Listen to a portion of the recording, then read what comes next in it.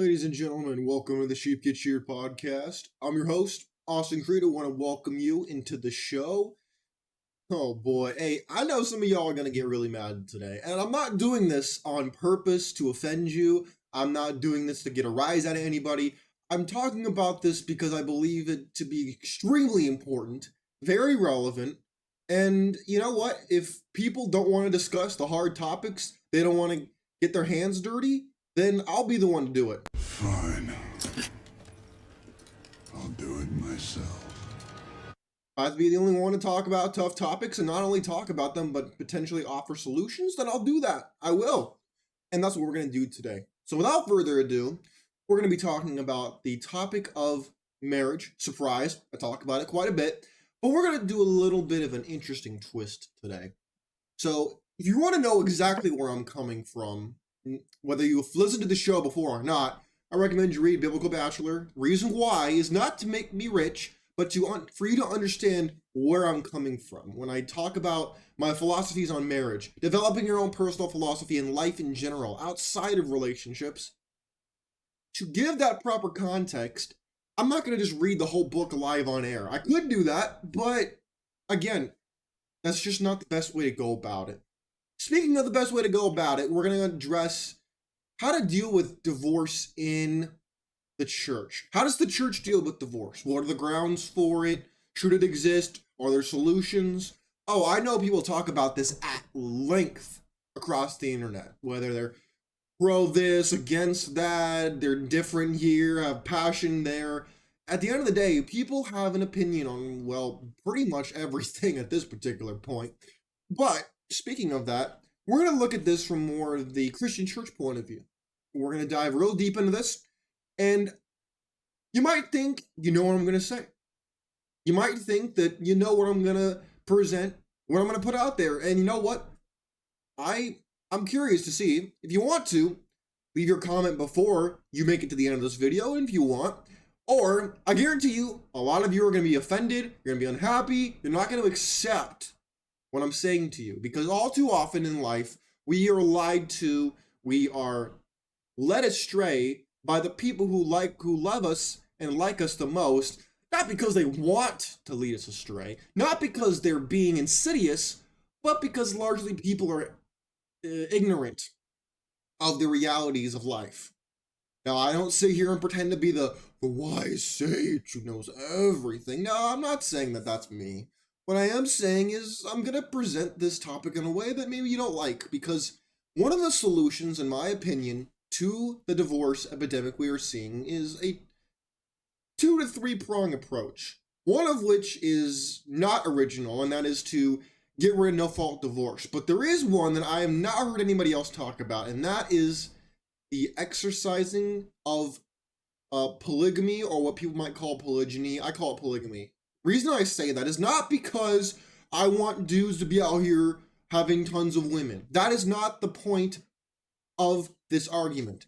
The argument is here's a brief history lesson with your boy Austin, okay? Here's a brief history lesson with Austin Creed, okay? 5-minute history lesson. In Europe, there was the elites, or what Marx called the bourgeoisie, the proletariat, and amongst the proletariat were the stripper class of women, or what today we call them strippers. Back in the day, even now, arguably, it's the prostitute class, the sex worker class, okay? But in Africa, they have polygamy. Not because dudes are extra horny and require extra attention from women. They have it because there are always going to be more women than there are men, because men tend to go to war and not come back, especially in the old days. But that still happens a lot today. Just look at Ukraine, look at Israel, you know what I'm talking about. Now, instead of having those women go to the street, they could go to the church and marry a successful guy. Not so that guy has more access to punani per se, but so that woman doesn't have to resort to being in the streets. Actually, it's supposed to protect women, not produce more punani for men. That is not the point. But of course, when people don't put proper context, they assume that because I have a salami between my legs, that all of a sudden, that's the only thing I think with. No, I think with this thing too. It's called my brain. Speaking of which, let's go into our first clip that I want to show on the show today. You might say, well, Austin, where does the church currently stand on this? And obviously, with all the denominations and the wannabe influencer pastors, people have taken a little bit of liberties with this. But we're going to go into this first clip and look at the legal reasons for divorce. And we're going to really look at this. And please leave your thoughts, comments, concerns, criticisms, whatever have you, in the comments. Or you can head on over to my Twitter page, @SheepGetSheared, DMs, wide open, comment section on all my posts, wide open. But without further ado, let's jump in. There are 4 legal reasons why you can get a divorce. Let's hear them. There's 4 legal reasons that you can get out of this covenant of marriage from God. 4 and 4 alone. If it's not one of these 4, you can't do it. Correction, legally you can, because there's no fault divorce. From a church, Mosaic, or whatever law you want to say. I prefer to look at the Mosaic law. But let's hear what you guys to say. I'm going to repeat myself. If it's not one of these 4, you cannot do it. The last reason that you can get out of the marriage covenant of God is abuse. That's a black hole. It's the last one. No one should ever stay in a marriage, guys, when you're being constantly abused.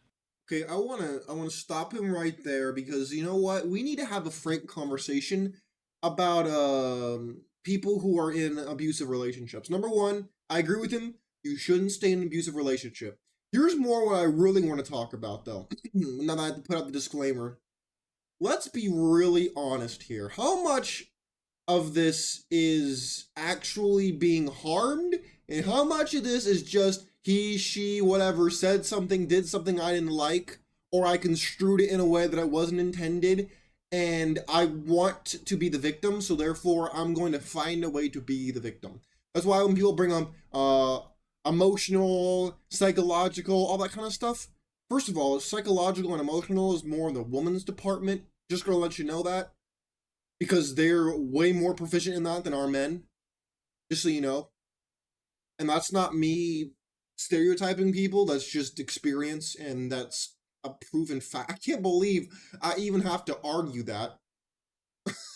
I mean, when people think about domestic violation, they think about, oh, the dude just walked in the house and then gave her the strong arm. No, that rarely ever happens, if ever.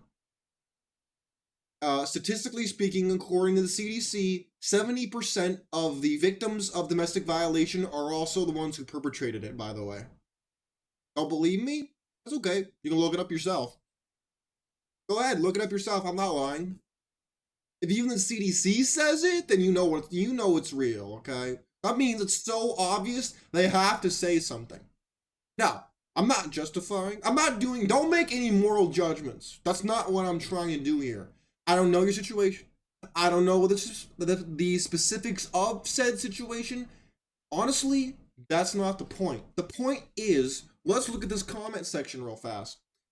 Mentally and verbally. In other words, I can't measure that, okay? Oh my goodness. Oh man, someone who actually read the Bible. We can't have that in the modern church. It says biblically only adultery or abandonment. Everything else is grounds for prayer from separation, or for separation. Yeah. Oh my gosh, someone actually read the Bible. I'm shocked. Verbal belittling. Oh, being provoked. Gaslighting. Oh boy. Mental, again, can't measure that. Said it wasn't a reason. Oh, of course. Why is it always... Okay, what is it with women always being like, oh, this has been so horrible against me. Why did you choose the guy if he was so bad? Oh yeah, women choose their men, by the way. Oh yeah, but guess what? People don't want to take accountability for anything. Okay, here's where I get really like, are you serious? So this woman says she was being damaged for 25 years, physically, emotionally, and mentally, but she stayed for 25 years. Make that make sense. If you're being hurt, why would you stay? What? This makes no sense. I can't have sympathy for you if you choose to stay somewhere. If you didn't choose to stay and you walked away, then I can have sympathy for you. But I don't have sympathy for people who choose to be in a situation where they know they're gonna get hurt and then they get hurt. That's your fault. That's your choice. I don't feel bad for you at that point. I really don't. Ooh, another person actually read the Bible. Oh my goodness, we can't have that. Says, but if I divorce her and remarry, I am an adulterer, so I'm stuck till death to do us part. Yeah, in the Bible, that's true. Yeah. Oh yeah. I know that you don't like to hear that because it makes you feel bad. I understand that, but I don't really care if it makes you feel bad. I care about facts. In the Bible, that's why you don't hear a whole lot about divorce. That's why they had multiple marriages. It was to prevent divorce. That was the whole point. Was to prevent divorce. Not for people to get their horn dog on, but for people to prevent divorce. That was the whole point. I'm not gonna listen to him talk about it for forever. At least I assume that's what he's gonna do. Let's see. Where do we want to go next? Let's hear a pastor talk about what I'm talking about. Okay, let's see what he has to say. I hope he agrees with me. Y'all believe in polygamy? I do, but it's not polygamy. It's called polygyny. The world does polygamy. A lot of people, I don't. The Bible doesn't speak about a man and a woman and a man, or man, or woman and woman. It does speak clearly that Abraham, the father of the faith, he had wives and concubines. Yes, he did. Jacob had 4 wives, out of which come the 12 tribes of Israel. Moses, the custodian of the law, had 3 wives. David, the king of Israel, had 18 between wives and concubines. Of course, we all know about Solomon. But it actually has laws written in the Torah, written in the law of Yah, that actually regulates and sanctions a man having more than 1 wife if he chooses to. See, everything this man just said is 100% correct according to what I have read. But of course, we have goofy dudes like this guy right here who quotes one verse in 1 Timothy 3:2, we are not under Mosaic law. We are under the law of Christ. You know what my problem is with goofy men like this? You want me to tell you? I'll tell you what the problem is. In the New Testament, if I am not mistaken, it specifically says do not add or subtract from the Bible. Is that correct? Am I tripping on that? Last time I checked, it was in Matthew. I forget what the exact verse is, but I remember him saying do not add or subtract. And yet, conveniently, a lot of Christians like to scrap the Old Testament when it benefits them. Oh, that's Mosaic. We don't need to worry about all that. Oh, no. He fulfilled the covenant, so now we got a new one, so the old one don't matter no more. Really? Well, look how great that's turned out for the world. Look how great we've done. Wow, that's great. So in other words, you're telling me that God's chosen people, which are the Jews, yes, that is true, 100% true. So you're meaning to tell me that they were wrong all this time, despite the fact that the Torah was written by Moses. We're going to ignore the fact that God, so if God does never, okay, follow my line of logic here. I know that the stream of consciousness is dead, but humor me for 1 second. You need to tell me that Moses, who received the 10 Commandments from God, who regularly spoke with God, communed with God, wrote the first 5 books, if not more, of the Old Testament, we call it Torah. You want to tell me that this man actively did not follow what God told him to do, and yet in Deuteronomy, in the Torah, it talks about inheritance related to multiple wives. It talks about having multiple wives and all that, but yet we take one verse from the New Testament and we say, oh, we don't need all that. No, because Timothy or Paul says it, automatically the Old Testament can go to hell. We don't want it. Not important.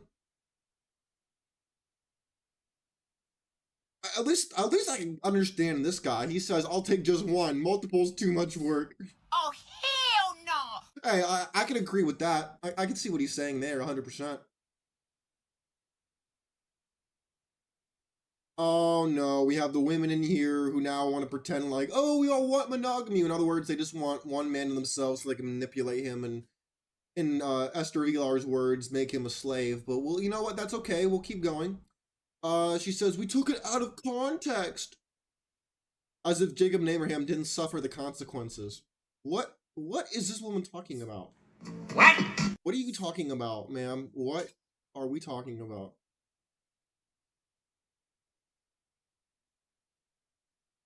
See, this is the problem with the church, bro. This is the problem. People don't actually read. They just look at what their pastor said. 5 husbands. See, women are admitting that that they want to do this. They want to pretend like the men are evil for wanting this. Meanwhile, they're out here saying they want it. Man, I'm telling you, bro. People just don't want to actually read the Bible. They just want people to tell them what's up.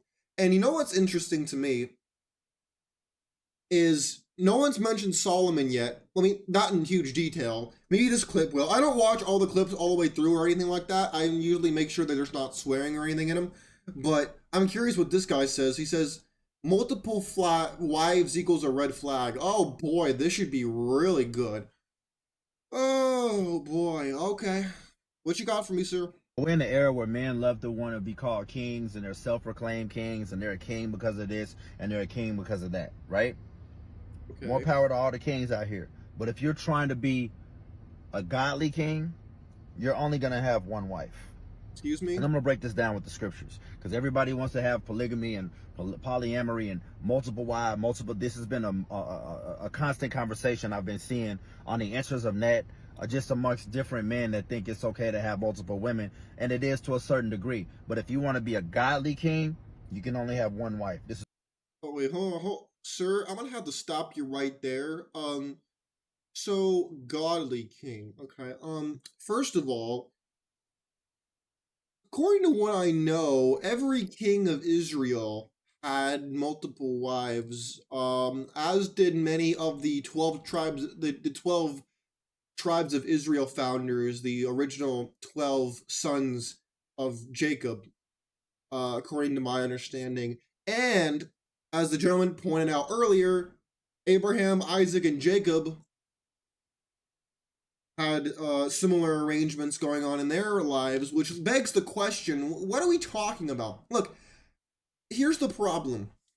People want to pretend like because Paul and Timothy said something in the New Testament, that all of a sudden everything in the Old Testament is old, has been, and doesn't matter. You know, I don't agree with that. I don't agree with that. I really don't. You want to know why? Because if we want to talk about the fulfillment of the law, yes, that is true. There are prophecies in the Old Testament that lead to the New Testament. This is true, in my opinion. That does not mean that we throw everything out, because there's not really a whole lot of replacement. Paul has what I like to call Sphinx syndrome. He speaks in this philosophical language that sounds beautiful, it sounds pretty, but it's not direct. It's not, there are some instances where he's very direct, but there are other ones where he's really not. He's vague, you're not quite sure what he's getting at. It's not what you could really build a foundation off of like you can with Exodus, Leviticus, Numbers, Deuteronomy, etc. That's totally different. But again, we come back to this. Let's go back to this clip. Again, this whole, if you want to be a biblical king, what does that even mean? That sounds like a code word. What even is that? I don't understand what that means. And of course, before we keep going, oh, big shock. We have the women in the comment section big upping this guy. Big shock there. Okay, let's keep going. This is Deuteronomy 17:17. Neither shall he multiply wives to himself, that his heart turn not away. Neither shall he greatly multiply to himself more silver and gold than what is needed. So we're taking one verse from Deuteronomy, and according to that interpretation, God both likes communism and doesn't like marriage to multiple people. I'm sorry, what are we talking about? So in other words, God is a socialist and he doesn't like multiple marriage, but yet for some reason some of the most blessed men by God in the Old Testament had multiple wives, and God never once saw fit to say, hey, I'm going to break this up because this is unacceptable. Am I tripping here? Am I out of line? This is the worst kind of discrimination. The kind against me. I'm not seeing it. This is already off to a weird start. Right? So if you want to be a godly king, you're only going to have one wife. And let me tell you why you're only going to have one wife. Oh, this should Let's be talk good. about Solomon. He was the greatest, wisest man that ever lived. We're talking about Solomon now. Oh boy, this should be juicy. All right, lay it on me. What direction are we going to go with this conversation? This is all in the Bible. This is 1 Kings chapter 3. He was the wisest man that ever lived outside of Jesus, right? Let's talk about what happened to Solomon. 1 Kings 11:4. When Solomon was old, mind you, Solomon had 1,000 wives and 500 concubines. Too many damn women. When Solomon was old, his wives caused him to follow other gods. I'm going to repeat. When Solomon was old, the wisest man in the world with multiple wives, his women caused him to follow other gods. So he did not follow the Lord completely as his father David did. You lied to me. What? Oh my. Okay. There are so many things. Oh, there are so many things I could say about what I just heard. Where do I start? Number one, we're going to totally ignore all context. We're going to jump to the end of Solomon's life. We're not going to bring up the context of both him and the culture. We're not going to bring up the reasons as to why he has all those wives, which I'm still not completely sure on those numbers. Last time I checked, it was closer to 800 wives and 200 concubines, but the numbers there don't particularly matter. What matters is, let's go to that story. We want to go talk about Solomon? Oh, I'm happy to do it. Okay, where do we start? Number one, Solomon didn't marry all those women because he was a horny dude. Okay? That is not why he married them. In his wisdom, he said, hey, you know what? I could do one of two things. One, I could do what my father did, which was wage war all the time, or I can take the different approach and marry the daughters of warlords, warring factions, and leaders of other countries to prevent war from happening. Yes, I'll repeat that in case you missed it. People like Pharaoh, for example, local warlords, even factions within the nation of Israel itself, heads of other powerful families. All of that is normal in the ancient world, to have multiple wives, not because you're a horny dude who wants to get his whistle wet, but because you're a smart diplomat who, in the words of the Vietnam protesters, make love, not war. Okay? But of course, we're going to not provide that context. Now, am I justifying that he walked away from God? No. But if this man had brought up another passage where it says that Solomon, that it is not wise to marry someone who wasn't Jewish at that time, as it was commanded by the law, then that's an entirely different conversation, and I would have agreed with him. Problem is, we're framing it without context to make it seem like Solomon was just some horny dude who wanted to get as much poontang as he could get his hands on, which is not true. But of course, that's the way we're framing it when we avoid the proper context. Solomon worshipped Ashtoreth, the goddess of Sidon, and Milcom, the horrible god of the Ammonites. Now, if the wisest man in the world fell to having multiple women, what makes you think you won't? Are you serious? You ever heard of the phrase a red herring? This is the definition of a red herring. We're totally avoiding. Oh my goodness. Really? So now we're drawing, because one dude couldn't do it, and in your words, he had what, like 1,500? So in other words, because the guy had 1,500 women and couldn't keep them all in check, now the guy can't have 2, 3, or 4. So because Solomon couldn't handle 1,500 women as a king, I can't handle 2 or 3 women as someone completely different. What kind of argument is this? What? I'm telling you, bro, this doesn't make any sense.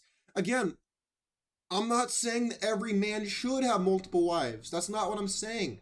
I'm saying that this is a potential solution on top of other potential prongs that could lead into a new weapon of truth that could help get us through this problem if people wanted to advocate for it. But yet for some reason, the church sees they'd rather tolerate divorce than advocate for multiple marriages that could save the church. But of course, guess what? They don't want to do that because they're fighting against the juggernaut and they don't want to do it. A minute left. All right, how much more? Let's see what else this guy got to say. What makes you think that, and men be out here with, I'm building an empire? You ain't building no empire. You just want multiple women to be sleeping with, bro. And let's just. Oh, that is. I sense projection happening here. Let's be honest, bro. Most of the cats out here that's on some polygamy or on some polyamory, bro. To be honest with you, the women they rocking with got low self-esteem. You know what I mean? And any other man that got a certain type of vibe about him can pull these women away. But you're not building no empires for real, bro. Well, this is getting weird. I'm so confused now. So, in other words, you are saying that it shouldn't happen because we're all horny bums who want more women because we're thirsty. I'm sure there are certain dudes out there who fit this profile. Sure, absolutely. But to say that every man comes from that perspective just makes no sense. Okay? That's a stretch. And number 2, so what is your solution then? If you don't have a solution, if this is not the solution, please tell me what is. Because the one man, one woman thing has led us to where we are right now. Add feminism to the mix, add everything else to the mix, and guess what? Guess where we are? Right where I'm sitting. So what's your solution, sir? What's the solution then? If the multiple marriages thing ain't gonna work for you, but it's the one man, one woman thing, okay, cool. Where's that led us to? Oh, disaster. Okay, so how would you fix it, sir? Please illuminate me on as to how you would fix it. Solomon was the wisest man of all, and because he had multiple women, he lost it all. No, he lost it all because he got greedy. No, again, I like how he says he had a multiple women. He had 1,500 in your words. That's not multiple. That's like an entire city of women. Okay? Goodness gracious. I'm telling you, man. So we're going to say that Solomon was foolish for having multiple wives, but yet you're the one who said that he was the wisest man besides Jesus. So obviously, guy was onto something. If he was so wise, then obviously he was onto something. You can't have it both ways. You can't say that he was the wisest man alive, but he was wrong about everything. What sense does that make? That doesn't work, does it? But yet, in your words, it does. I don't understand this. This makes no sense. I feel like this is more of a, I'm just gonna dog on dudes video and pander to women. Focus your eye on one thing, bro. Why should I? You got your purpose, and you have your woman. Denzel Washington, prime example. Oh my God! He just used Denzel Washington, the king simp, the happy wife, happy life meme. Oh my. You have got to be kidding me. Are you serious? This is the guy you're going to hold up as the solution. Send it.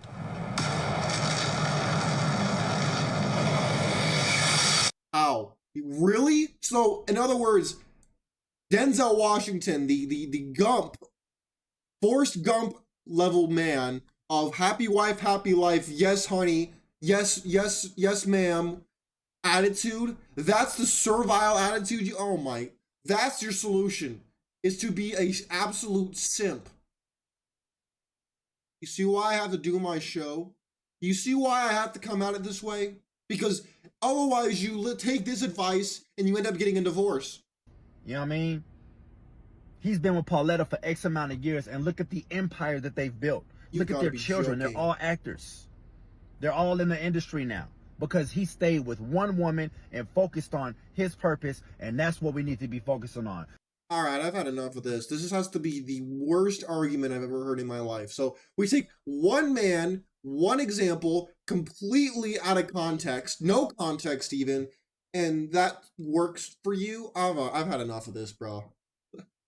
This is what passes for an intellectual, stimulating conversation? Are you kidding me? You want to talk about intellectual dishonesty? My God. You're leaving out so much. I was gonna humor your side of the argument until you just decided to present bits and pieces that fit your narrative, have no context whatsoever. And this guy could be a nice guy in person. I don't know him. He seems like he's a nice enough guy. But just because you're a nice guy does not mean that you're knowledgeable. Does not mean you have wisdom. Does not mean that you make a good argument. This is the problem. People want to be right. They want to be liked, but they don't have the courage to go their own way. They don't have the courage to develop their own personal philosophy. They want to take one thing that Paul said, mix it with a thing that Timothy said, and then mix in the word Jesus here and there, and they want to say that they know everything, and that if you disagree with them, you're not a Christian, or you're not good enough for them, and they're holier than you. I'm sick of it. No. Obviously, what we're doing is not working. Because if it was, well, then the culture would look different. So what's your solution then? You might say, well, Austin, what's your solution? Oh, I've been giving it to you all show long. No fault divorce? Get rid of it. Get rid of no fault divorce. Reinstate.